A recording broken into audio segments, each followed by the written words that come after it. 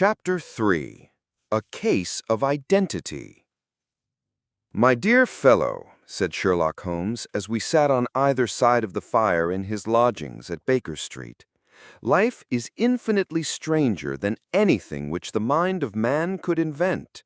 We would not dare to conceive the things which are really mere commonplaces of existence. If we could fly out of that window hand in hand, hover over this great city, gently remove the roofs and peep in at the queer things which are going on, the strange coincidences, the plannings, the cross-purposes, the wonderful chains of events working through generations and leading to the most outre results, it would make all fiction with its conventionalities and foreseen conclusions most stale and unprofitable." "And yet I am not convinced of it," I answered. "The cases which come to light in the papers are, as a rule, bald enough and vulgar enough. We have in our police reports realism pushed to its extreme limits, and yet the result is, it must be confessed, neither fascinating nor artistic." "A certain selection and discretion must be used in producing a realistic effect," remarked Holmes. "This is wanting in the police report, where more stress is laid, perhaps, upon the platitudes of the magistrate than upon the details, which to an observer contain the vital essence of the whole matter. Depend upon it, there is nothing so unnatural as the commonplace." I smiled and shook my head. "I can quite understand your thinking so," I said. "Of course, in your position of unofficial advisor and helper to everybody who is absolutely puzzled throughout 3 continents, you are brought in contact with all that is strange and bizarre. But here," I picked up the morning paper from the ground, "let us put it to a practical test. Here is the first heading upon which I come: A Husband's Cruelty to His Wife. There is half a column of print, but I know without reading it that it is all perfectly familiar to me. There is, of course, the other woman, the drink, the push, the blow, the bruise, the sympathetic sister or landlady. The crudest of writers could invent nothing more crude."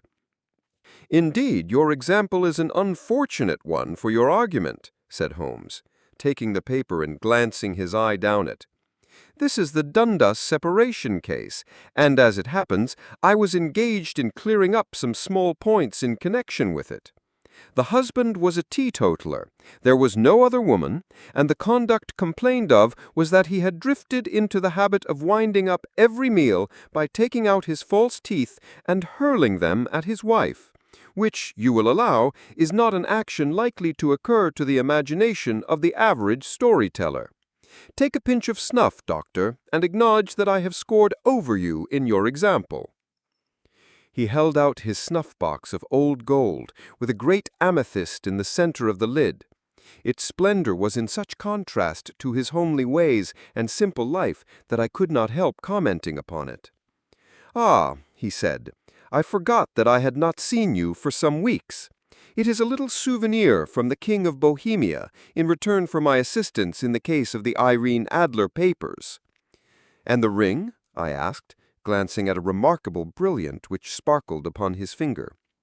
"It was from the reigning family of Holland, though the matter in which I served them was of such delicacy that I cannot confide it even to you, who have been good enough to chronicle 1 or 2 of my little problems." "And have you any on hand just now?" I asked with interest.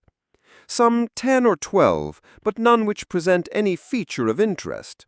They are important, you understand, without being interesting. Indeed, I have found that it is usually in unimportant matters that there is a field for the observation and for the quick analysis of cause and effect which gives the charm to an investigation. The larger crimes are apt to be the simpler, for the bigger the crime, the more obvious, as a rule, is the motive. In these cases, save for one rather intricate matter which has been referred to me from Marseille, there is nothing which presents any features of interest. It is possible, however, that I may have something better before very many minutes are over, for this is one of my clients, or I am much mistaken." He had risen from his chair and was standing between the parted blinds, gazing down into the dull, neutral-tinted London street. Looking over his shoulder, I saw that on the pavement opposite there stood a large woman with a heavy fur boa around her neck and a large curling red feather in a broad-brimmed hat, which was tilted in a coquettish Duchess of Devonshire fashion over her ear. From under this great panoply she peeped up in a nervous, hesitating fashion at our windows, while her body oscillated backward and forward, and her fingers fidgeted with her glove buttons. Suddenly, with a plunge as of the swimmer who leaves the bank, she hurried across the road, and we heard the sharp clang of the bell. "I have seen those symptoms before," said Holmes, throwing his cigarette into the fire. "Oscillation upon the pavement always means an affaire de cœur. She would like advice, but is not sure that the matter is not too delicate for communication. And yet even here we may discriminate. When a woman has been seriously wronged by a man, she no longer oscillates, and the usual symptom is a broken bell wire. Here we may take it that there is a love matter, but that the maiden is not so much angry as perplexed or grieved. But here she comes in person to resolve our doubts." As he spoke, there was a tap at the door, and the boy in buttons entered to announce Miss Mary Sutherland, while the lady herself loomed behind his small black figure like a full-sailed merchant man behind a tiny pilot boat. Sherlock Holmes welcomed her with the easy courtesy for which he was remarkable, and, having closed the door and bowed her into an armchair, he looked her over in the minute yet abstracted fashion which was peculiar to him. "Do you not find," he said, "that with your short sight it is a little trying to do so much typewriting? I did at first, but now I know where the letters are without looking." Then suddenly, realizing the full purport of his words, she gave a violent start and looked up with fear and astonishment on her broad, good-humored face. "You've heard about me, Mr. Holmes, else how could you know all that?" "Never mind," said Holmes, laughing. "It is my business to know things. Perhaps I have trained myself to see what others overlook. If not, why should you come to consult me?" "I came to you, sir, because I heard of you from Mrs. Etheridge, whose husband you found so easy when the police and everyone had given him up for dead. Oh, Mr. Holmes, I wish you would do as much for me. I'm not rich, but still I have 100 years in my own right, besides the little that I make by the machine, and I would give it all to know what has become of Mr. Hosmer Angel." "Why did you come away to consult me in such a hurry?" asked Sherlock Holmes, with his fingertips together and his eyes to the ceiling. Again a startled look came over the somewhat vacuous face of Miss Mary Sutherland. "Yes, I did bang out of the house, for it made me angry to see the easy way in which Mr. Winbank, that is my father, took it all. He would not go to the police, and he would not go to you, and so at last, as he would do nothing and kept on saying that there was no harm done, it made me mad, and I just on with my things and came right away to you." "Your father? Your stepfather, surely, since the name is different?" "Yes, my stepfather. I call him father, though it sounds funny too, for he is only 5 years and 2 months older than myself." "And your mother is alive?" "Oh, yes, Mother is alive and well. I wasn't best pleased, Mr. Holmes, when she married again so soon after Father's death, and a man who was nearly 15 years younger than herself. Father was a plumber in the Tottenham Court Road, and he left a tidy business behind him, which Mother carried on with Mr. Hardy, the foreman.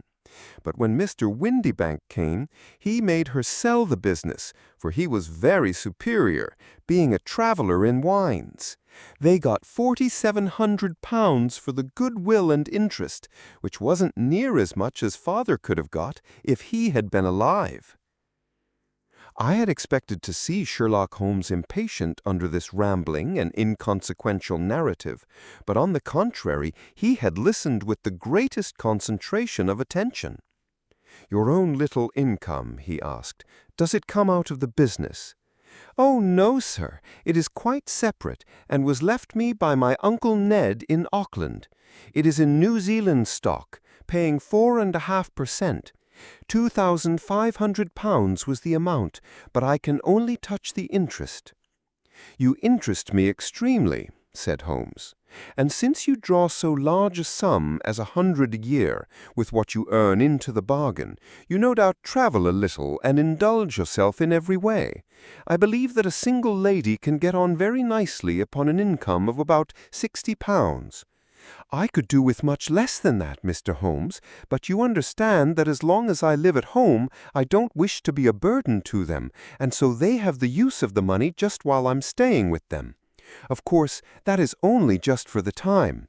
Mr. Windybank draws my interest every quarter and pays it over to Mother, and I find that I can do pretty well with what I earn at typewriting. It brings me twopence a sheet, and I can often do from 15 to 20 sheets in a day." "You have made your position very clear to me," said Holmes. "This is my friend, Dr. Watson, before whom you can speak as freely as before myself. Kindly tell us now all about your connection with Mr. Hosmer Angel." A flush stole over Miss Sutherland's face, and she picked nervously at the fringe of her jacket. "I met him first at the gasfitters' ball. They used to send Father tickets when he was alive, and then afterwards they remembered us and sent them to Mother. Mr. Windybank did not wish us to go. He never did wish us to go anywhere. He would get quite mad if I wanted so much as to join a Sunday school treat. But this time I was set on going, and I would go, for what right and he to prevent? He said the folk were not fit for us to know, when all Father's friends were to be there. And he said that I had nothing fit to wear, when I had my purple plush that I had never so much as taken out of the drawer. At last, when nothing else would do, he went off to France upon the business of the firm. But we went, Mother and I, with Mr. Hardy, who used to be our foreman, and it was there I met Mr. Hosmer Angel." "I suppose that when Mr. Windybank came back from France, he was very annoyed at your having gone to the ball?" "Oh, well, he was very good about it. He laughed, I remember, and shrugged his shoulders, and said there was no use denying anything to a woman, for she would have her way." "I see. Then at the gasfitters' ball you met, as I understand, a gentleman called Mr. Hosmer Angel." "Yes, sir. I met him that night, and he called the next day to ask if we had got home all safe, and after that we met him, that is to say, Mr. Holmes, I met him twice for walks, but after that Father came back again, and Mr. Hosmer Angel could not come to the house any more." "No?" "Well, you know Father didn't like anything of the sort. He wouldn't have any visitors if he could help it, and he used to say that a woman should be happy in her own family circle. But then, as I used to say to Mother, a woman wants her own circle to begin with, and I had not got mine yet." "But how about Mr. Hosmer Angel? Did he make no attempt to see you?"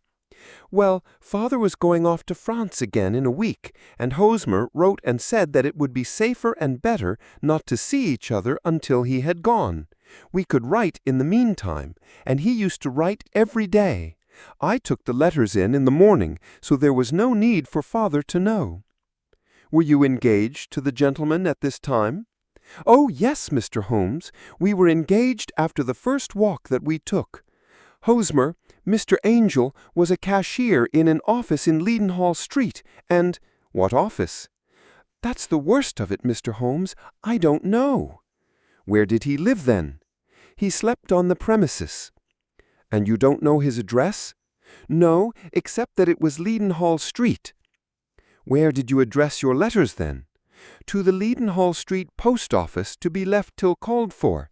He said that if they were sent to the office, he would be chaffed by all the other clerks about having letters from a lady. So I offered to typewrite them like he did his, but he wouldn't have that, for he said that when I wrote them, they seemed to come from me, but when they were typewritten, he always felt that the machine had come between us. That will just show you how fond he was of me, Mr. Holmes, and the little things that he would think of." "It was most suggestive," said Holmes. "It has long been an axiom of mine that the little things are the infinitely most important. Can you remember any other little things about Mr. Hosmer Angel?" He was a very shy man, Mr. Holmes. He would rather walk with me in the evening than in the daylight, for he said that he hated to be conspicuous. Very retiring and gentlemanly he was. Even his voice was gentle. He'd had the quinsy and swollen glands when he was young, he told me, and it had left him with a weak throat and a hesitating, whispering fashion of speech. He was always well dressed, very neat and plain, but his eyes were weak, just as mine are, and he wore tinted glasses against the glare. Well, and what happened when Mr. Windybank, your stepfather, returned to France? Mr. Hosmer Angel came to the house again and proposed that we should marry before father came back. He was in dreadful earnest, and made me swear, with my hands on the testament, that whatever happened, I would always be true to him. Mother said he was quite right to make me swear, and that it was a sign of his passion. Mother was all in his favor from the first, and was even fonder of him than I was. Then, when they talked of marrying within the week, I began to ask about father, but they both said never to mind about father, but just to tell him afterwards, and mother said she would make it all right with him. I didn't quite like that, Mr. Holmes. It seemed funny that I should ask his leave, as he was only a few years older than me. But I didn't want to do anything on the sly, so I wrote to father at Bordeaux, where the company has its French offices, but the letter came back to me the very morning of the wedding. It missed him then. Yes, sir, for he had started to England just before it arrived. That was unfortunate. Your wedding was arranged then for the Friday. Was it to be in church? Yes, sir, but very quietly. It was at St. Saviour's near King's Cross, and we were to have breakfast afterwards at the St. Pancras Hotel. Hosmer came for us in a hansom, but as there were two of us, he put us both into it and stepped himself into a four-wheeler, which happened to be the only other cab in the street. We got to the church first, and when the four-wheeler drove up, we waited for him to step out, but he never did, and when the cabman got down from the box and looked, there was no one there. The cabman said that he could not imagine what had become of him, for he had seen him get in with his own eyes. That was last Friday, Mr. Holmes, and I have never seen or heard anything since then to throw any light upon what became of him. It seems to me that you have been very shamefully treated. Oh, no, sir. He was too good and kind to leave me so. Why, all the morning he was saying to me that whatever happened, I was to be true to him, and that even if something quite unforeseen occurred to separate us, I was to always remember that I was pledged to him, and that he would claim his pledge sooner or later. It seemed strange talk for a wedding morning, but what has happened since gives it a meaning. Most certainly it does. Your own opinion is, then, that some unforeseen catastrophe has occurred to him? Yes, sir. I believe that he foresaw some danger, or else he would not have talked so. And then I think that what he foresaw happened. But you have no notion as to what it could have been? None. One more question. How did your mother take the matter? She was angry and said that I was never to speak of the matter again. And your father? Did you tell him? Yes, and he seemed to think with me that something had happened, and that I should hear of Hosmer again. As he said, what interest could anyone have in bringing me to the doors of the church and then leaving me? Now, if he had borrowed my money, or if he had married me and got my money settled on him, there might be some reason, but Hosmer was very independent about money and never would look at a shilling of mine. And yet, what could have happened? And why could he not write? It drives me half mad to think of it, and I can't sleep a wink at night. She pulled a little handkerchief out of her muff and began to sob heavily into it. I shall glance into the case for you, said Holmes, rising, and I have no doubt that we shall reach some definite result. Let the weight of the matter rest upon me now, and do not let your mind dwell upon it further. Above all, try to let Mr. Hosmer Angel vanish from your memory, as he has done from your life. Then you don't think I'll see him again? I fear not. Then what has happened to him? You will leave that question in my hands. I should like an accurate description of him and any letters of his which you can spare. I advertised for him in last Saturday's Chronicle, said she. Here is the slip, and here are 4 letters from him. Thank you. And your address? Number 31 Lion Place, Camberwell. Mr. Angel's address you never had, I understand? Where is your father's place of business? He travels for Westhouse and Marbank, the great claret importers of Fenchurch Street. Thank you. You have made your statement very clearly. You will leave the papers here, and remember the advice which I have given you. Let the whole incident be a sealed book, and do not allow it to affect your life. You are very kind, Mr. Holmes, but I cannot do that. I shall be true to Hosmer. He shall find me ready when he comes back.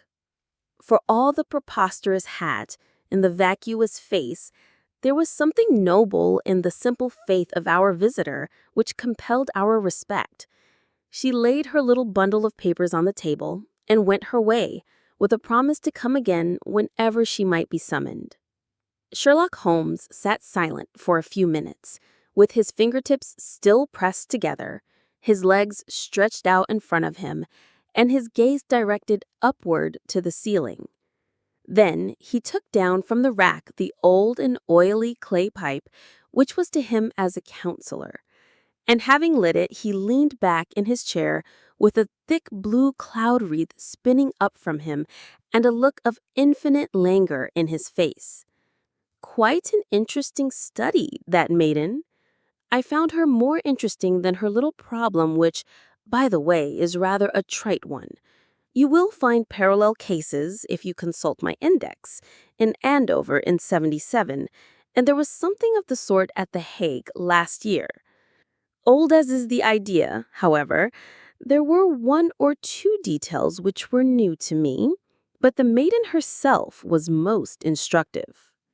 You appeared to read a good deal upon her which was quite invisible to me, I remarked. Not invisible, but unnoticed, Watson. You did not know where to look, and so you missed all that was important. I can never bring you to realize the importance of sleeves, the suggestiveness of thumbnails, or the great issues that may hang from a bootlace. Now, what did you gather from that woman's appearance? Describe it. Well, she had a slate-colored, broad-brimmed straw hat with a feather of a brickish red. Her jacket was black, with black beads sewn upon it, and a fringe of little black jet ornaments. Her dress was brown, rather darker than coffee color, with a little purple plush at the neck and sleeves. Her gloves were grayish and were worn through at the right forefinger. Her boots I didn't observe. She had small, round, hanging gold earrings and a general air of being fairly well-to-do in a vulgar, comfortable, easy-going way. Sherlock Holmes clapped his hands softly together and chuckled. Upon my word, Watson, you are coming along wonderfully. You have really done very well indeed. It is true that you have missed everything of importance, but you have hit upon the method, and you have a quick eye for color. Never trusted general impressions, my boy, but concentrate yourself on details. My first glance is always at a woman's sleeve. In a man, it is perhaps better to first take the knee of the trouser. As you observe, this woman had plush upon her sleeves, which is a most useful material for showing traces. The double line a little above the wrist, where the type-wrist presses against the table, was beautifully defined. The sewing machine of the hand type leaves a similar mark, but only on the left arm and on the side of it furthest from the thumb, instead of being right across the broadest part, as this was. I then glanced at her face, and observing the dint of a pince-nez at either side of her nose, I ventured a remark upon short sight in typewriting, which seemed to surprise her. It surprised me. But surely it was obvious. I was then much surprised and interested on glancing down to observe that though the boots which she was wearing were not unlike each other, they were really odd ones, the one having a slightly decorated toe cap and the other a plain one. One was buttoned only in the 2 lower buttons out of 5, and the other at the 1st, 3rd, and 5th. Now, when you see that a young lady, otherwise neatly dressed, has come away from home with odd boots, half-buttoned, it is no great deduction to say that she came away in a hurry. "And what else?" I asked, keenly interested, as I always was, by my friend's incisive reasoning. I noted in passing that she had written a note before leaving home, but after being fully dressed. You observed that her right glove was torn at the forefinger, but you did not apparently see that both glove and finger were stained with violet ink. She had written in a hurry and dipped her pen too deep. It must have been this morning, or the mark would not remain clear on the finger. All this is amusing, though rather elementary. But I must go back to business, Watson. Would you mind reading me the advertised description of Mr. Hosmer Angel? I held the little printed slip to the light. Missing, on the morning of the 14th, a gentleman named Hosmer Angel, about 5 feet 7 in height, strongly built, sallow complexion, black hair, a little bald in the center, bushy black side whiskers and mustache, tinted glasses, slight infirmity of speech, was dressed when last seen in black frock coat faced with silk, black waistcoat, gold Albert chain, and gray Harris tweed trousers, with brown gaiters over elastic-sided boots. Known to have been employed in an office in Leadenhall Street. Anybody bringing, etc., etc. "That will do," said Holmes. "As to the letters," he continued, glancing over them, "they are very commonplace. Absolutely no clue in them to Mr. Angel, save that he quotes Balzac once. There is one remarkable point, however, which will no doubt strike you." "They are typewritten," I remarked. "Not only that, but the signature is typewritten. Look at the neat little Hosmer Angel at the bottom. There is a date, you see, but no superscription except Leadenhall Street, which is rather vague. The point about the signature is very suggestive. In fact, we may call it conclusive." "Of what?" I asked. "My dear fellow, is it possible you do not see how strongly it bears upon the case?" "I cannot say that I do, unless it were that he wished to be able to deny his signature if an action for breach of promise were instituted. No, that was not the point. However, I shall write 2 letters which should settle the matter. One is to a firm in the city. The other is to the young lady's stepfather, Mr. Windibank, asking him if he could meet us here at 6 o'clock tomorrow evening. It is just as well that we should do business with the male relatives. And now, Doctor, we can do nothing until the answers to those letters come, so we may put our little problem on the shelf for the interim." I had had so many reasons to believe in my friend's subtle powers of reasoning and extraordinary energy in action that I felt that he must have some solid grounds for the assured and easy demeanor with which he treated the singular mystery which he had been called upon to fathom. Once only had I known him to fail, in the case of the King of Bohemia and of the Irene Adler photograph. But when I looked back to the weird business of the sign of 4 and the extraordinary circumstances connected with the study, I left him then, still puffing at his black clay pipe, with the conviction that when I came again on the next evening, I would find that he held in his hands all the clues which would lead up to the identity of the disappearing bridegroom of Miss Mary Sutherland. A professional case of great gravity was engaging my own attention at the time, and the whole of next day I was busy at the bedside of the sufferer. It was not until close upon 6 o'clock that I found myself free and was able to spring into a hansom and drive to Baker Street, half afraid that I might be too late to assist at the denouement of the little mystery. I found Sherlock Holmes alone, however, half asleep, with his long, thin form curled up in the recesses of his armchair. A formidable array of bottles and test tubes, with the pungent, cleanly smell of hydrochloric acid, told me that he had spent his day in the chemical work which was so dear to him.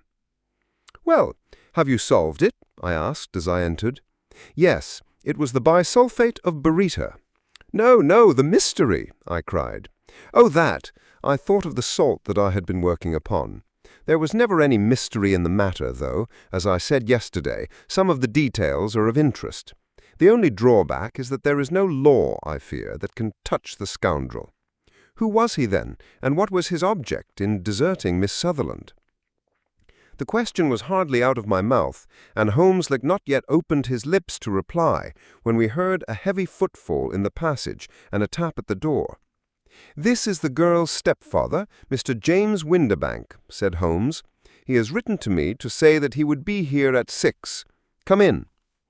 The man who entered was a sturdy, middle-sized fellow, some 30 years of age, clean-shaven and sallow-skinned, with a bland, insinuating manner and a pair of wonderfully sharp and penetrating grey eyes. He shot a questioning glance at each of us, placed his shiny top hat upon the sideboard, and with a slight bow sidled down into the nearest chair. "Good evening, Mr. James Windibank," said Holmes. "I think that this typewritten letter is from you, in which you made an appointment with me for 6. "Yes, sir. I am afraid that I am a little late, but I am not quite my own master, you know. I am sorry that Miss Sutherland has troubled you about this little matter, for I think it is far better not to wash linen of the sort in public. It was quite against my wishes that she came, but she is a very excitable, impulsive girl, as you may have noticed, and she is not easily controlled when she has made up her mind on a point. Of course, I did not mind you so much, as you are not connected with the official police, but it is not pleasant to have a family misfortune like this noised abroad. Besides, it is a useless expense, for how could you possibly find this Hosmer Angel?" "On the contrary," said Holmes quietly, "I have every reason to believe that I will succeed in discovering Mr. Hosmer Angel." Mr. Windibank gave a violent start and dropped his gloves. "I am delighted to hear it," he said. "It is a curious thing," remarked Holmes, "that a typewriter has really quite as much individuality as a man's handwriting. Unless they are quite new, no two of them write exactly alike. Some letters get more worn than others, and some wear only on one side. Now, you remark in this note of yours, Mr. Windibank, that in every case there is some little slurring over of the E and a slight defect in the tail of the R. There are 14 other characteristics, but those are the more obvious.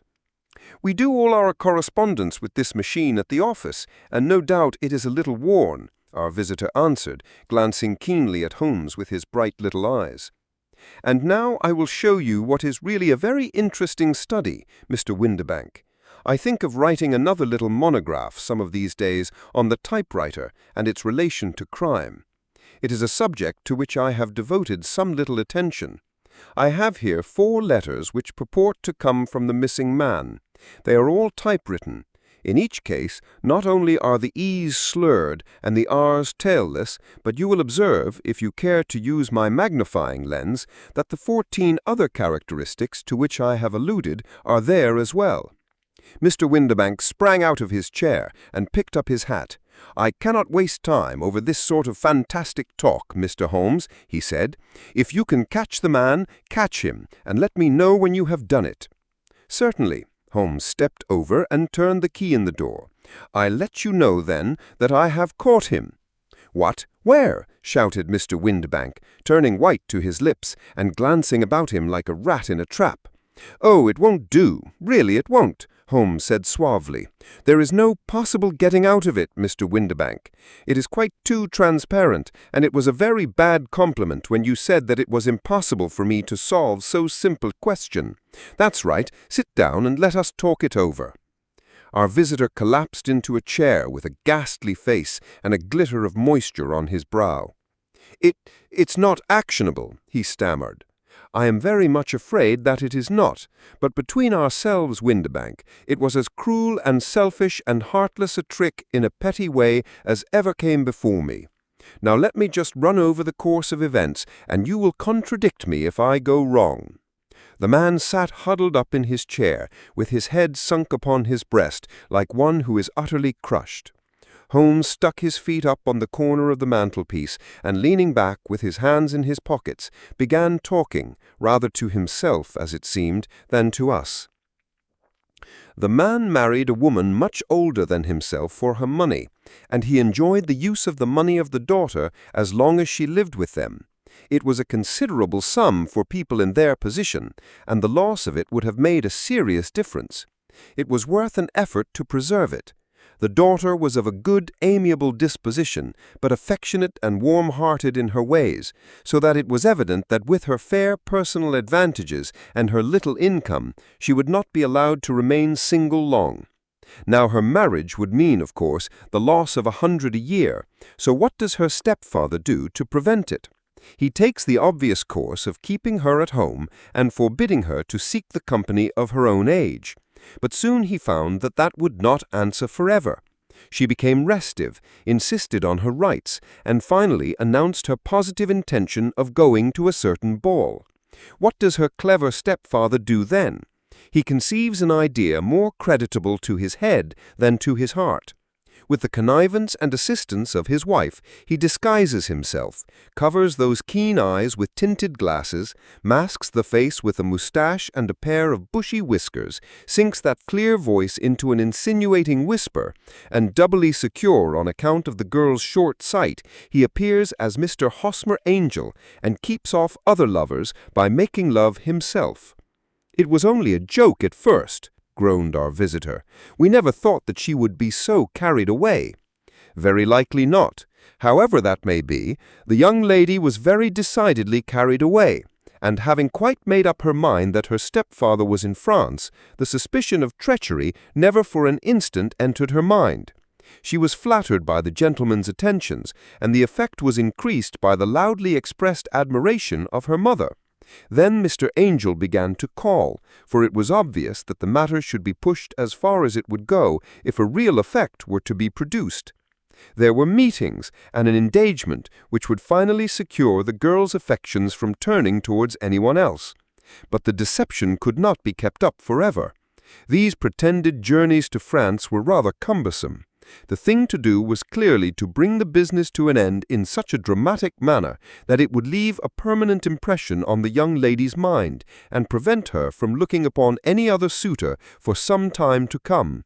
Hence those vows of fidelity exacted upon a testament, and hence also the allusions to a possibility of something happening on the very morning of the wedding.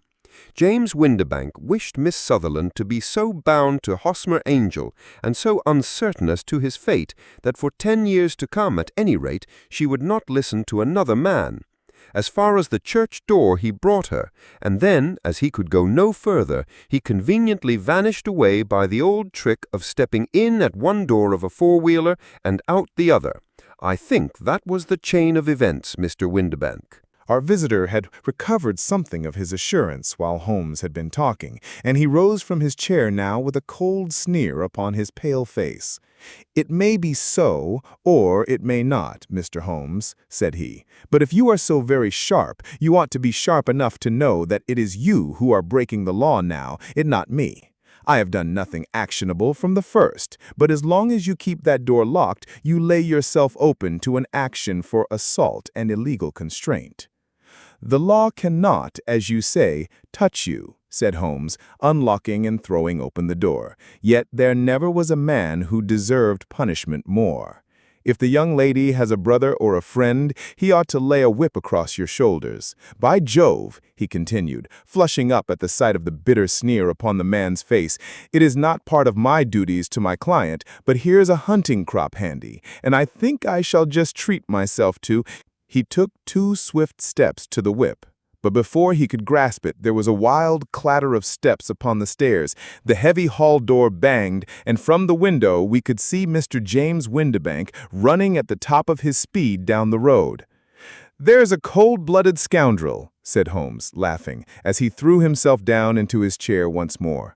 "That fellow will rise from crime to crime until he does something very bad and ends on a gallows. The case has, in some respects, been not entirely devoid of interest." I cannot now entirely see all the steps of your reasoning, I remarked. Well, of course, it was obvious from the first that this Mr. Hosmer Angel must have some strong object for his curious conduct, and it was equally clear that the only man who really profited by the incident, as far as we could see, was the stepfather. Then the fact that the two men were never together, but that the one always appeared when the other was away, was suggestive. So were the tinted spectacles and the curious voice, which both hinted at a disguise, as did the bushy whiskers. My suspicions were all confirmed by his peculiar action in typewriting his signature, which of course inferred that his handwriting was so familiar to her that she would recognize even the smallest sample of it. You see, all these isolated facts, together with many minor ones, all pointed in the same direction. And how did you verify them? Having once spotted my man, it was easy to get corroboration. I knew the firm for which this man worked. Having taken the printed description, I eliminated everything from it which could be the result of a disguise. The whiskers, the glasses, the voice, and I sent it to the firm with a request that they would inform me whether it answered to the description of any of their travelers. I had already noticed the peculiarities of the typewriter, and I wrote to the man himself at his business address, asking him if he would come here. As I expected, his reply was typewritten and revealed the same trivial but characteristic defects. The same post brought me a letter from West House in Marbank of Fenchurch Street to say that the description tallied in every respect with that of their employee, James Windibank. Voila tout. And Miss Sutherland? If I tell her, she will not believe me. You may remember the old Persian saying, "There is danger for him who taketh the tiger cub, and danger also for whoso snatches a delusion from a woman." There is as much sense in Hafiz as in Horace, and as much knowledge of the world. Chapter 4. The Boscombe Valley Mystery. We were seated at breakfast one morning, my wife and I, when the maid brought in a telegram. It was from Sherlock Holmes, and ran in this way. "Have you a couple of days to spare?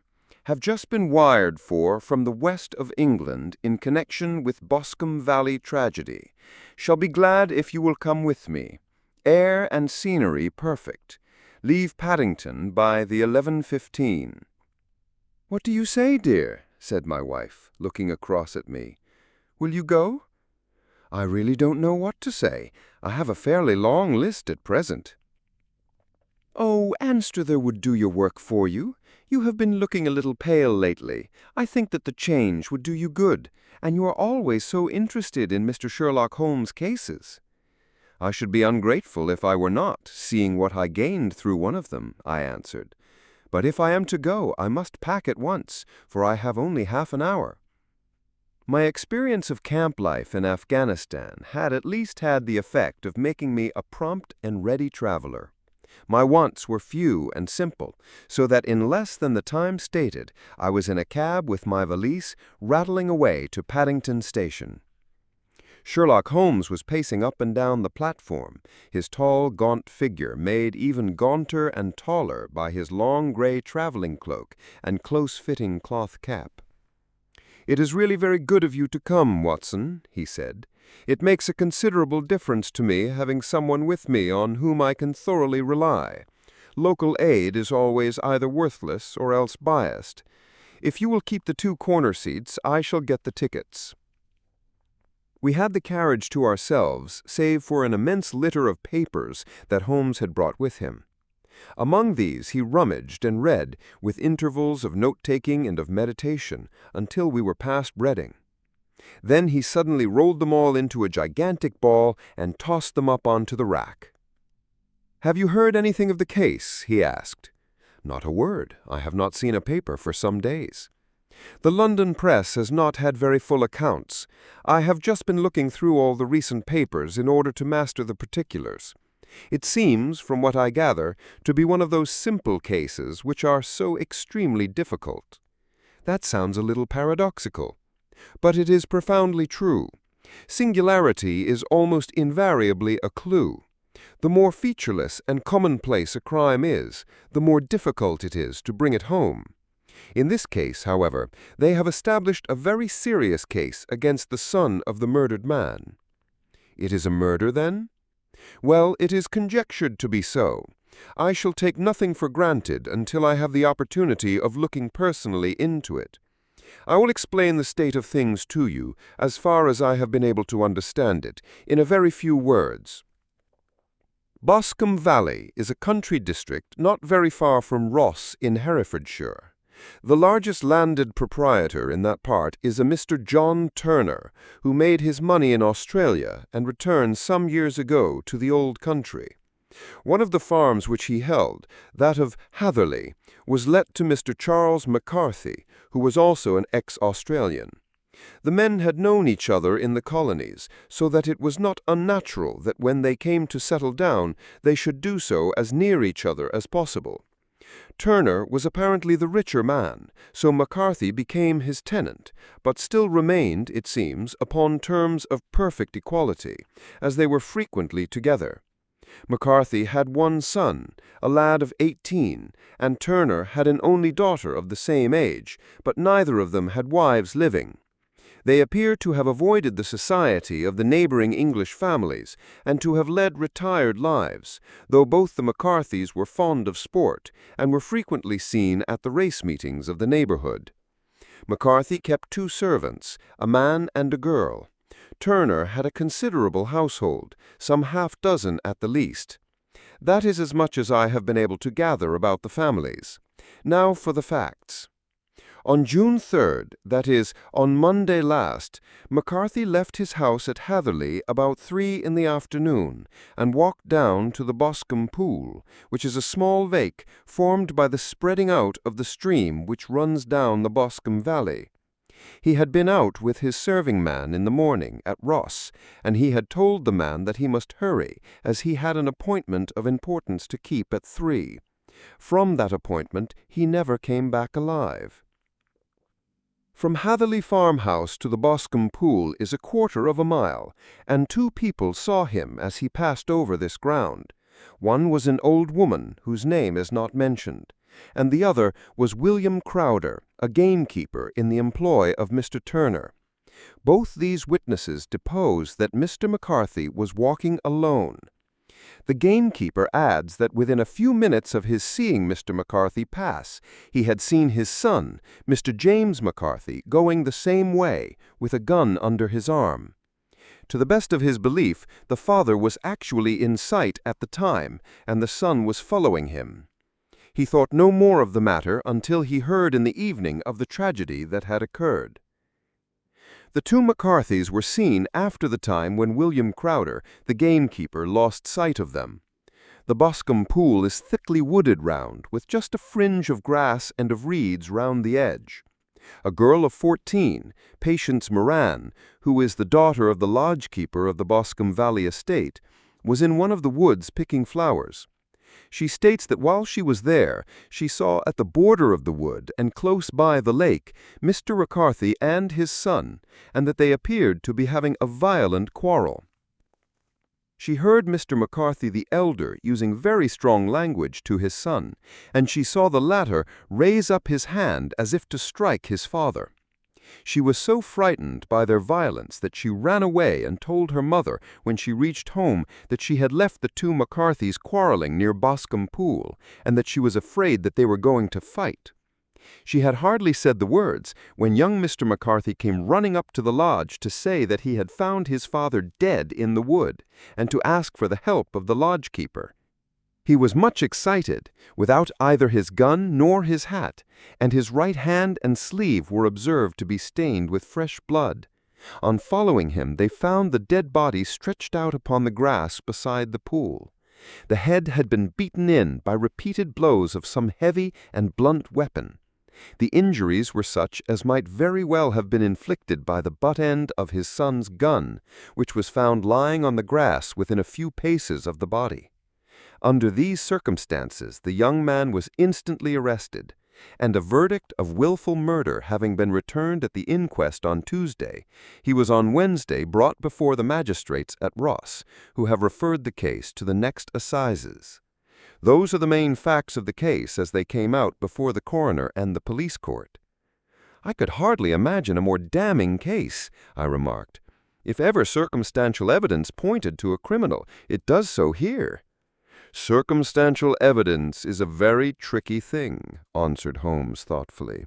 "It may seem to point very straight to one thing, but if you shift your own point of view a little, you may find it pointing in an equally uncompromising manner to something entirely different.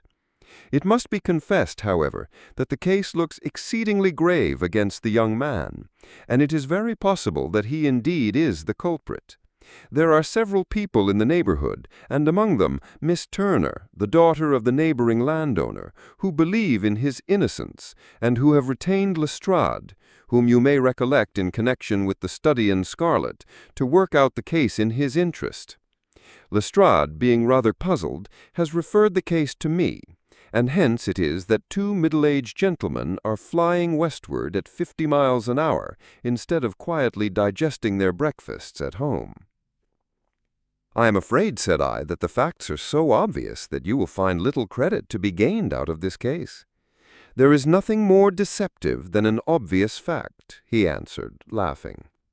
"Besides, we may chance upon some other obvious facts which may have been by no means obvious to Mr. Lestrade. You know me too well to think that I am boasting when I say that I shall either confirm or destroy his theory by means which he is quite incapable of employing or even of understanding. To take the first example to hand, I very clearly perceive that in your bedroom the window is upon the right-hand side, and yet I question whether Mr. Lestrade would have noted even so self-evident a thing as that." How on earth? My dear fellow, I know you well. I know the military neatness which characterizes you. You shave every morning, and in this season you shave by the sunlight. But since your shaving is less and less complete as we get farther back on the left side until it becomes positively slovenly as we get round the angle of the jaw, it is surely very clear that that side is less illuminated than the other. I could not imagine a man of your habits looking at himself in an equal light and being satisfied with such a result. I only quote this as a trivial example of observation and inference. Therein lies my métier, and it is just possible that it may be of some service in the investigation which lies before us. There are one or two minor points which were brought out in the inquest and which are worth considering. What are they? It appears that his arrest did not take place at once, but after the return to Hatherley Farm. On the inspector of constabulary informing him that he was a prisoner, he remarked that he was not surprised to hear it, and that it was no more than his deserts. This observation of his had the natural effect of removing any traces of doubt which might have remained in the minds of the coroner's jury. "It was a confession," I ejaculated.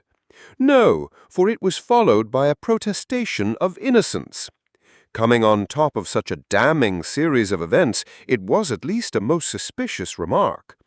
"On the contrary," said Holmes, "it is the brightest rift which I can at present see in the clouds. However innocent he might be, he could not be such an absolute imbecile as not to see that the circumstances were very black against him. Had he appeared surprised at his arrest, or feigned indignation at it, I should have looked upon it as highly suspicious, because such surprise or anger would not be natural under the circumstances, and yet might appear to be the best policy to a scheming man. His frank acceptance of the situation marks him as either an innocent man, or else as a man of considerable self-restraint and firmness. As to his remark about his deserts, it was also not unnatural if you consider that he stood beside the dead body of his father, and that there is no doubt that he had that very day so far forgotten his filial duty as to bandy words with him, and even, according to the little girl whose evidence is so important, to raise his hand as if to strike him. The self-reproach and contrition which are displayed in his remark appear to me to be the signs of a healthy mind rather than a guilty one." I shook my head. Many men have been hanged on far slighter evidence, I remarked. So they have, and many men have been wrongfully hanged. What is the young man's own account of the matter? It is, I am afraid, not very encouraging to his supporters, though there are one or two points in it which are suggestive. You will find it here and may read it for yourself. He picked out from his bundle a copy of the local Herefordshire paper, and having turned down the sheet, he pointed out the paragraph in which the unfortunate young man had given his own statement of what had occurred. I settled myself down in the corner of the carriage and read it very carefully. It ran in this way. Mr. James McCarthy, the only son of the deceased, was then called and gave evidence as follows. I had been away from home for 3 days at Bristol, and had only just returned upon the morning of last Monday, the 3rd. My father was absent from home at the time of my arrival, and I was informed by the maid that he had driven over to Ross with John Cobb, the groom. Shortly after my return, I heard the wheels of his trap in the yard, and looking out of my window, I saw him get out and walk rapidly out of the yard, though I was not aware in which direction he was going. I then took my gun and strolled out in the direction of the Boscombe pool, with the intention of visiting the rabbit warren, which is on the other side. On my way, I saw William Crowder, the gamekeeper, as he had stated in his evidence. But he is mistaken in thinking that I was following my father. I had no idea that he was in front of me. When about 100 yards from the pool, I heard a cry of "Cooey," which was a usual signal between my father and myself. I then hurried forward and found him standing by the pool. He appeared to be much surprised at seeing me, and asked me rather roughly what I was doing there. A conversation ensued which led to high words and almost to blows, for my father was a man of a very violent temper. Seeing that his passion was becoming ungovernable, I left him and returned towards Hatherley Farm. I had not gone more than 150 yards, however, when I heard a hideous outcry behind me, which caused me to run back again. I found my father expiring upon the ground, with his head terribly injured. I dropped my gun and held him in my arms, but he almost instantly expired. I knelt beside him for a few minutes, and then made my way to Mr. Turner's lodge-keeper, his house being the nearest, to ask for assistance. I saw no one near my father when I returned, and I have no idea how he came by his injuries.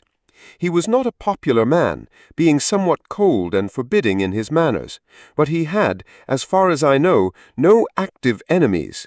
I know nothing further of the matter. The Coroner. Did your father make any statement to you before he died? Witness.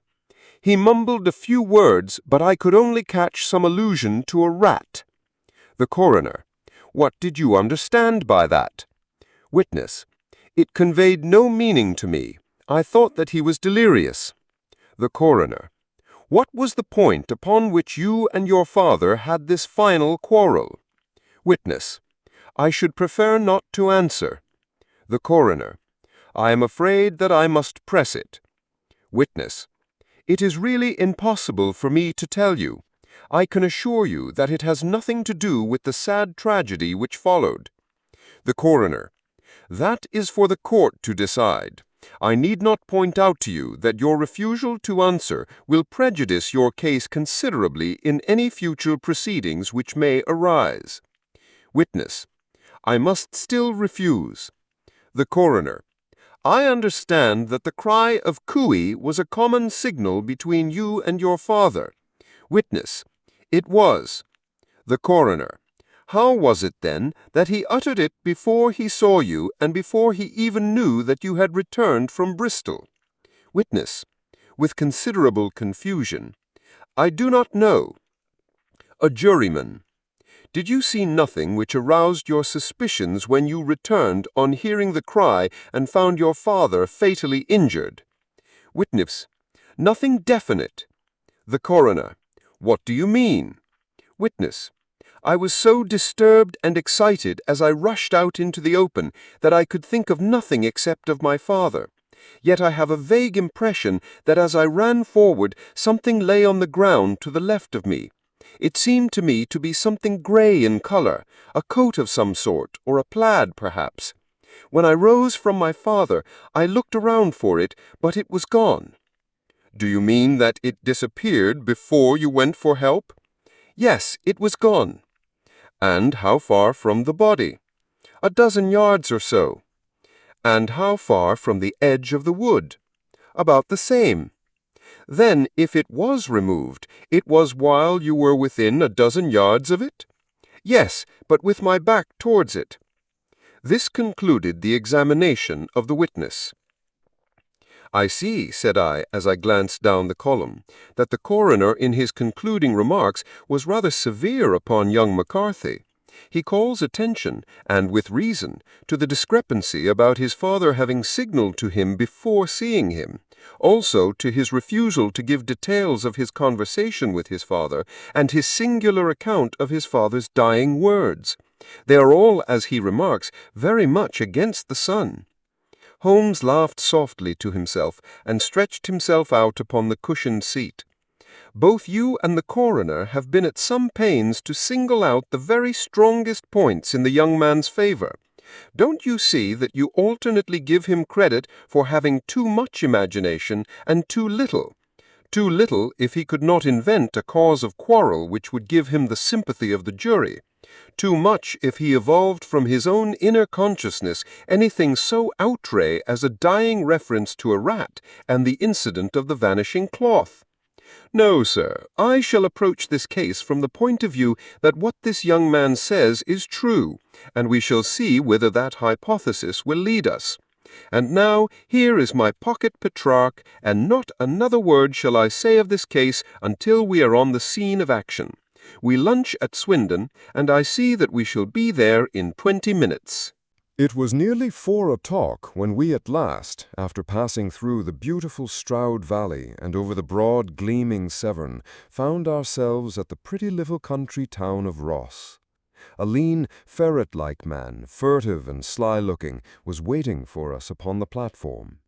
In spite of the light brown dust coat and leather leggings which he wore in deference to his rustic surroundings, I had no difficulty in recognizing Lestrade of Scotland Yard. With him we drove to the Hereford Arms, where a room had already been engaged for us. "I have ordered a carriage," said Lestrade, as we sat over a cup of tea. "I knew your energetic nature, and that you would not be happy until you had been on the scene of the crime." "It was very nice and complimentary of you," Holmes answered. "It is entirely a question of barometric pressure." Lestrade looked startled. "I do not quite follow," he said. "How is the glass? 29, I see. No wind and not a cloud in the sky. I have a caseful of cigarettes here which need smoking, and the sofa is very much superior to the usual country hotel abomination.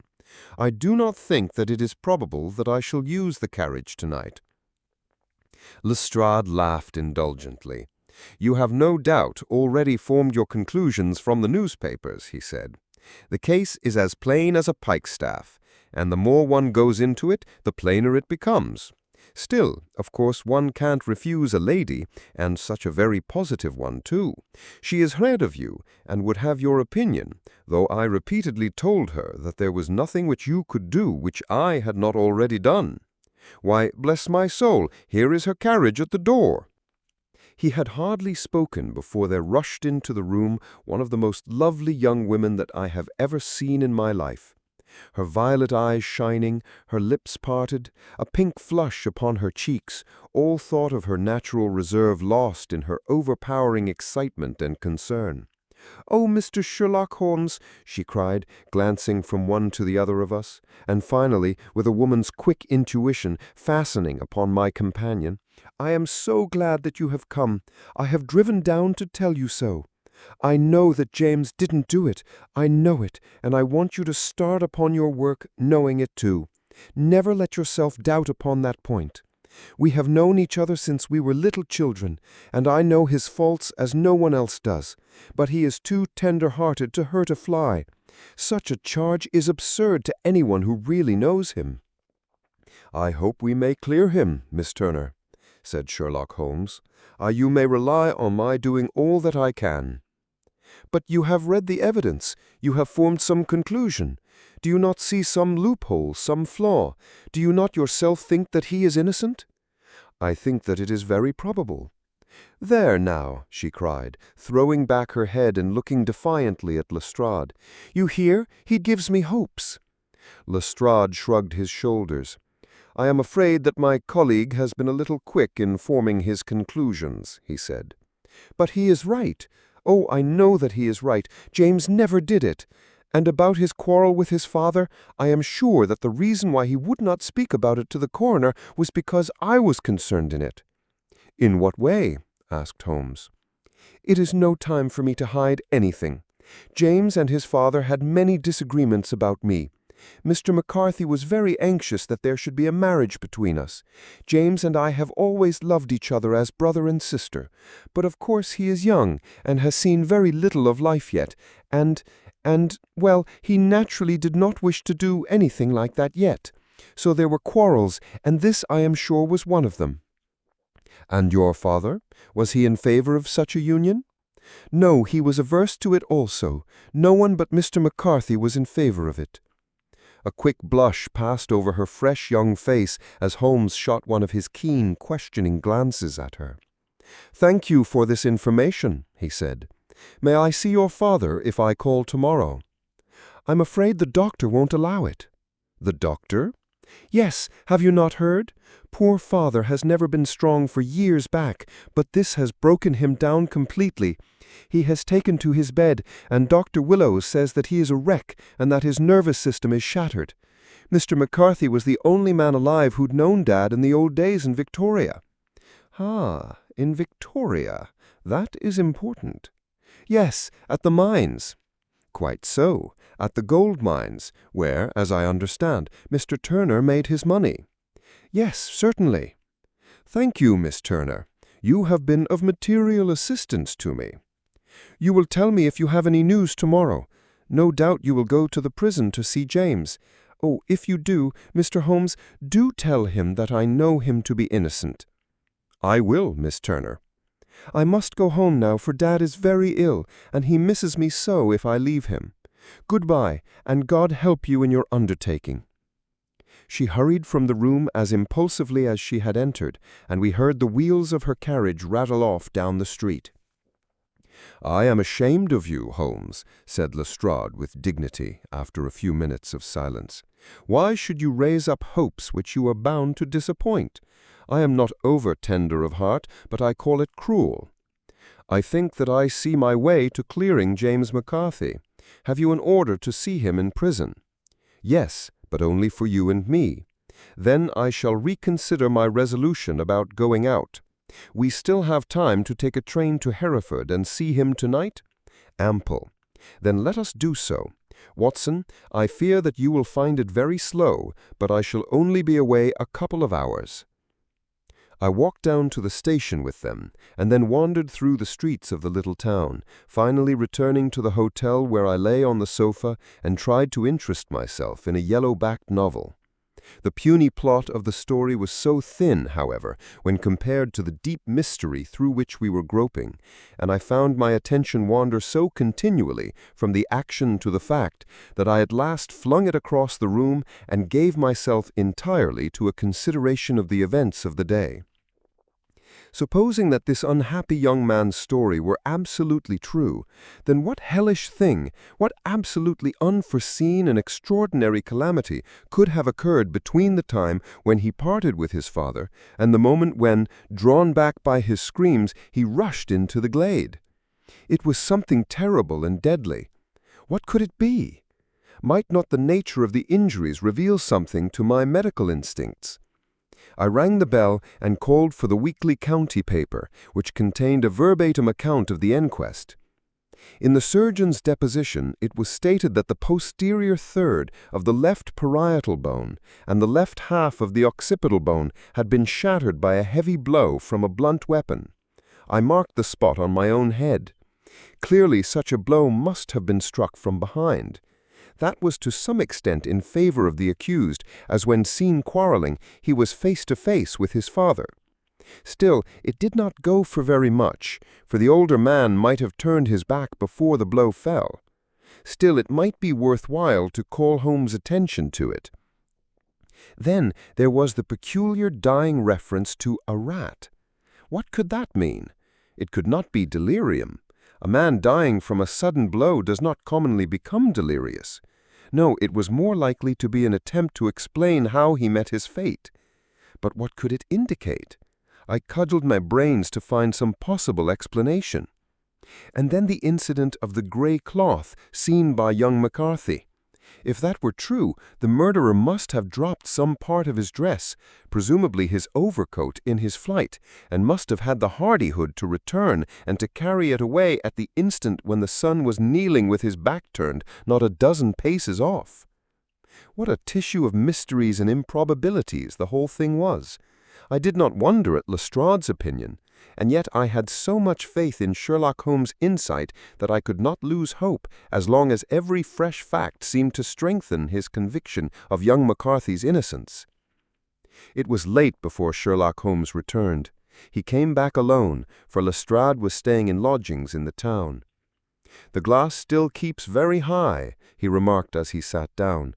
"It is of importance that it should not rain before we are able to go over the ground.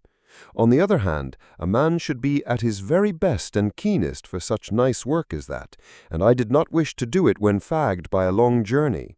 I have seen young McCarthy." "And what did you learn from him?" "Nothing." "Could he throw no light?" "None at all. I was inclined to think at one time that he knew who had died and was screening him or her, but I am convinced now that he is as puzzled as everyone else. He is not a very quick-witted youth, though comely to look at, and I should think sound at heart." "I cannot admire his taste," I remarked, "if it is indeed a fact that he was averse to a marriage with so charming a young lady as this Miss Turner." "Ah, thereby hangs a rather painful tale. This fellow is madly, insanely in love with her. But some 2 years ago, when he was only a lad, and before he really knew her, for she had been away 5 years at a boarding school, what does the idiot do but get into the clutches of a barmaid in Bristol and marry her at a registry office? No one knows a word of the matter, but you can imagine how maddening it must be to him to be upbraided for not doing what he would give his very eyes to do, but what he knows to be absolutely impossible. It was sheer frenzy of this sort which made him throw his hands up into the air when his father, at their last interview, was goading him on to propose to Miss Turner. On the other hand, he had no means of supporting himself, and his father, who was by all accounts a very hard man, would have thrown him over utterly had he known the truth. It was with his barmaid wife that he had spent the last 3 days in Bristol, and his father did not know where he was. Mark that point. It is of importance.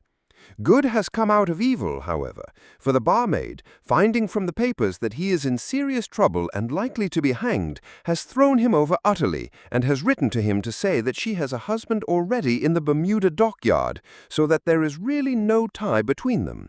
I think that that bit of news has consoled young McCarthy for all that he has suffered. But if he is innocent, who has done it? Ah, who? I would call your attention very particularly to 2 points. One is that the murdered man had an appointment with someone at the pool, and that the someone could not have been his son, for his son was away, and he did not know when he would return. The second is that the murdered man was heard to cry, "Cooey!" before he knew that his son had returned. Those are the crucial points upon which the case depends. And now let us talk about George Meredith, if you please, and we shall leave all minor matters until tomorrow. There was no rain, as Holmes had foretold, and the morning broke bright and cloudless. At 9 o'clock, Lestrade called for us with the carriage, and we set off for Hatherley Farm and the Boscombe Pool. "There is serious news this morning," Lestrade observed. "It is said that Mr. Turner of the Hall is so ill that his life is despaired of." "An elderly man, I presume?" "About 60, but his constitution has been shattered by his life abroad, and he has been in failing health for some time. This business has had a very bad effect on him. He was an old friend of McCarthy's, and I may add, a great benefactor to him, for I have learned that he gave him Hatherley Farm rent-free." "Indeed, that is interesting." "Oh, yes. In 100 other ways he has helped him. Everybody about here speaks of his kindness to him." "Really? Does it not strike you as a little singular that this McCarthy, who appears to have had little of his own, and to have been under such obligations to Turner, should still talk of marrying his son to Turner's daughter, who is presumably heiress to the estate, and in such a very cocksure manner as if it were merely a case of a proposal and all else would follow? It is the more strange, since we know that Turner himself was averse to the idea. The daughter told us as much. Do you not deduce something from that?" "We have got to the deductions and the inferences," Lestrade winked at me. "I find it hard enough to tackle facts, Holmes, without flying away after theories and fancies." "You are right," said Holmes demurely. "You do find it very hard to tackle the facts." "Anyhow, I have grasped one fact which you seem to find difficult to get hold of," replied Lestrade with some warmth.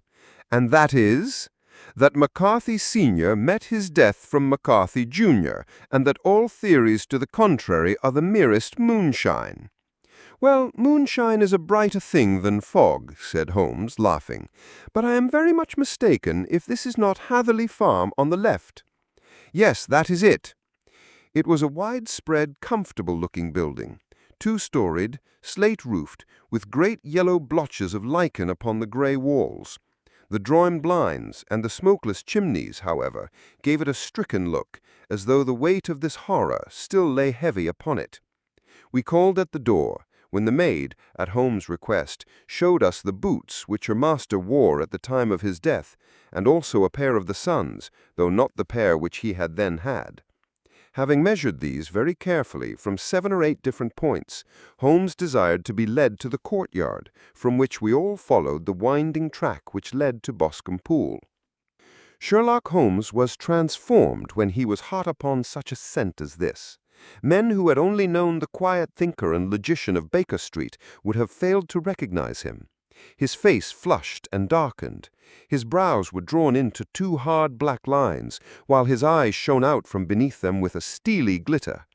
His face was bent downward, his shoulders bowed, his lips compressed, and the veins stood out like whipcord in his long, sinewy neck. His nostrils seemed to dilate with a purely animal lust for the chase, and his mind was so absolutely concentrated upon the matter before him that a question or remark fell unheeded upon his ears, or, at the most, only provoked a quick, impatient snarl in reply. Swiftly and silently he made his way along the track which ran through the meadows, and so by way of the woods to Boscombe Pool. It was damp, marshy ground, as is all that district, and there were marks of many feet, both on the path and amid the short grass which bounded it on either side. Sometimes Holmes would hurry on, sometimes stop dead, and once he made quite a little detour into the meadow. Lestrade and I walked behind him, the detective indifferent and contemptuous, while I watched my friend with the interest which sprang from the conviction that every one of his actions was directed towards a definite end. The Boscombe Pool, which is a little reed-girt sheet of water some 50 yards across, is situated at the boundary between the Hatherley Farm and the private park of the wealthy Mr. Turner. Above the woods which lined it upon the farther side, we could see the red jutting pinnacles which marked the site of the rich landowner's dwelling. On the Hatherley side of the pool, the woods grew very thick, and there was a narrow belt of sodden grass 20 paces across the edge of the trees and the reeds which lined the lake. Lestrade showed us the exact spot at which the body had been found, and indeed, so moist was the ground that I could plainly see the traces which had been left by the fall of the stricken man. To Holmes, as I could see by his eager face and peering eyes, very many other things were to be read upon the trampled grass. He ran round like a dog who is picking up a scent, and then turned upon my companion. "What did you go into the pool for?" "I fished about with a rake. I thought there might be some weapon or other trace. But how on earth—" "Oh, tut-tut, I have no time. That left foot of yours with its inward twist is all over the place. A mole could trace it, and there it vanishes among the reeds. Oh, how simple it would all have been had I been here before they came like a herd of buffalo and wallowed all over it. Here is where the party with the lodge-keeper came, and they have covered all tracks for 6 or 8 feet round the body. But here are 3 separate tracks of the same feet.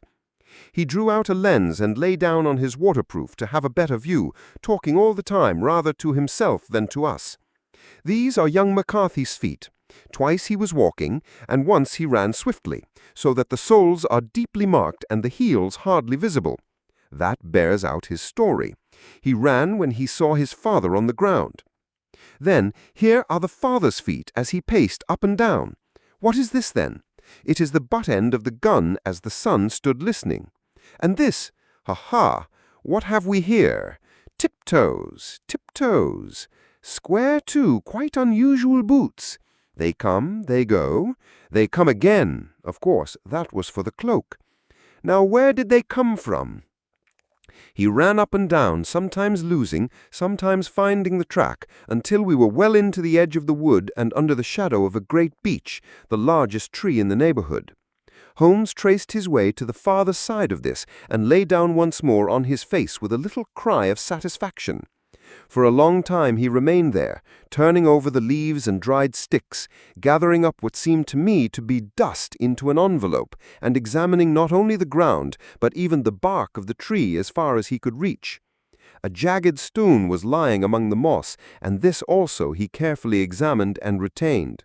"It has been a case of considerable interest," he remarked, returning to his natural manner. "I fancy that this grey house on the right must be the lodge. I think that I will go in and have a word with Moran, and perhaps write a little note. Having done that, we may drive back to our luncheon. You may walk to the cab, and I shall be with you presently." It was about 10 minutes before we regained our cab and drove back into Ross, Holmes still carrying with him the stone which he had picked up in the wood. "This may interest you, Lestrade," he remarked, holding it out. "The murder was done with it." "I see no marks." "There are none." "How do you know, then?" "The grass was growing under it. It had only lain there a few days. There was no sign of a place whence it had been taken. It corresponds with the injuries. There is no sign of any other weapon." "And the murderer?" "Is a tall man, left-handed, limps with the right leg, wears thick-soled shooting boots and a grey cloak, smokes Indian cigars, uses a cigar holder, and carries a blunt penknife in his pocket. There are several other indications, but these may be enough to aid us in our search." Lestrade laughed. "I am afraid that I am still a skeptic," he said. "Theories are all very well, but we have to deal with a hard-headed British jury." "Nous verrons," answered Holmes calmly. "You work your own method, and I shall work mine. I shall be busy this afternoon, and shall probably return to London by the evening train." "And leave your case unfinished?" "No, finished." "But the mystery?" "It is solved." "Who was the criminal, then?" "The gentleman I describe." "But who is he?" "Surely it would not be difficult to find out. This is not such a populous neighborhood." Lestrade shrugged his shoulders. "I am a practical man," he said, "and I really cannot undertake to go about the country looking for a left-handed gentleman with a game leg. I should become the laughing-stock of Scotland Yard." "All right," said Holmes quietly. "I have given you the chance. Here are your lodgings. Goodbye. I shall drop you a line before I leave." Having left Lestrade at his rooms, we drove to our hotel, where we found lunch upon the table. Holmes was silent and buried in thought, with a pained expression upon his face, as one who finds himself in a perplexing position. "Look here, Watson," he said when the cloth was cleared. "Just sit down in this chair and let me preach to you for a little. I don't know quite what to do, and I should value your advice. Light a cigar and let me expound." "Pray do so." "Well, now, in considering this case, there are 2 points about young McCarthy's narrative which struck us both instantly, although they impressed me in his favor and you against him. One was the fact that his father should, according to his account, cry "cooee" before seeing him. The other was his singular dying reference to a rat. He mumbled several words, you understand, but that was all that caught the son's ear. Now from this double point our research must commence, and we will begin it by presuming that what the lad says is absolutely true. What of this cooee, then? Well, obviously, it could not have been meant for the son. The son, as far as he knew, was in Bristol. It was mere chance that he was within earshot. The cooee was meant to attract the attention of whoever it was that he had the appointment with. But cooee is a distinctly Australian cry, and one which is used between Australians. There is a strong presumption that the person whom McCarthy expected to meet him at Boscombe Pool was someone who had been in Australia. What of the rat, then? Sherlock Holmes took a folded paper from his pocket and flattened it out on the table. This is a map of the colony of Victoria. I wired to Bristol for it last night. He put his hand over part of the map. What do you read? A rat. And now, he raised his hand. Ballarat. Quite so. That was the word the man uttered, and of which his son only caught the last two syllables. He was trying to utter the name of his murderer, so-and-so, of Ballarat. "It is wonderful," I exclaimed. "It is obvious. And now, you see, I had narrowed the field down considerably. The possession of a grey garment was a third point, which, granting the son's statement to be correct, was a certainty. We have come now out of mere vagueness to the definite conception of an Australian from Ballarat with a grey cloak. Certainly. And one who was at home in the district, for the pool can only be approached by the farm or by the estate, where strangers could hardly wander. Quite so. Then comes our expedition of today. By an examination of the ground, I gained the trifling details which I gave to that imbecile Lestrade as to the personality of the criminal. But how did you gain them? You know my method. It is founded on the observation of trifles. His height I know that you might roughly judge from the length of his stride. His boots, too, might be told from their traces. Yes, they were peculiar boots. But his lameness? The impression of his right foot was always less distinct than his left. He put less weight upon it. Why? Because he limped. He was lame. But his left-handedness? You were yourself struck by the nature of the injury as recorded by the surgeon at the inquest. The blow was struck from immediately behind, and yet was on the left side. Now how can that be unless it were by a left-handed man? He had stood behind that tree during the interview between the father and son. He even smoked there. I found the ash of a cigar, which my special knowledge of tobacco ashes enables me to pronounce as an Indian cigar. I have, as you know, devoted some attention to this and written a little monograph on the ashes of 140 different varieties of pipe, cigar, and cigarette tobacco. Having found the ash, I then looked around and discovered the stump among the moss where he had tossed it. It was an Indian cigar, of the variety which are rolled in Rotterdam. And the cigar holder? I could see that the end had not been in his mouth. Therefore, he used a holder.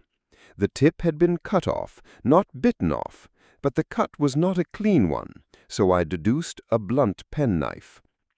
Holmes, I said you have drawn a net round this man from which he cannot escape, and you have saved an innocent human life as truly as if you had cut the cord which was hanging him. I see the direction in which all this points. The culprit is— "Mr. John Turner," cried the hotel waiter, opening the door of our sitting-room, and ushering in a visitor. The man who entered was a strange and impressive figure. His slow, limping step and bowed shoulders gave the appearance of decrepitude, and yet his hard, deep-lined, craggy features and his enormous limbs showed that he was possessed of unusual strength of body and of character. His tangled beard, grizzled hair, and outstanding drooping eyebrows combined to give an air of dignity and power to his appearance. But his face was of an ashen white, while his lips and the corners of his nostrils were tinged with a shade of blue. It was clear to me at a glance that he was in the grip of some deadly and chronic disease. "Pray sit down on the sofa," said Holmes gently. "You had my note?" "Yes, the lodge-keeper brought it up. You said that you wished to see me here to avoid scandal. I thought people would talk if I went to the hall." "And why did you wish to see me?" He looked across at my companion with despair in his weary eyes, as though his question was already answered. "Yes," said Holmes, answering the look rather than the words. "It is so. I know all about McCarthy." The old man sank his face in his hands. "God help me," he cried. "But I would not have let the young man come to harm. I give you my word that I would have spoken out if it went against him at the assizes." "I am glad to hear you say so," said Holmes gravely. "I would have spoken now had it not been for my dear girl. It would break her heart, it will break her heart when she hears that I am arrested. It may not come to that. What? I am no official agent. I understand that it was your daughter who required my presence here, and I am acting in her interests. Young McCarthy must be got off, however." "I am a dying man," said old Turner. "I have diabetes for years. My doctor says it is a question whether I shall live a month, yet I would rather die under my own roof than in a jail."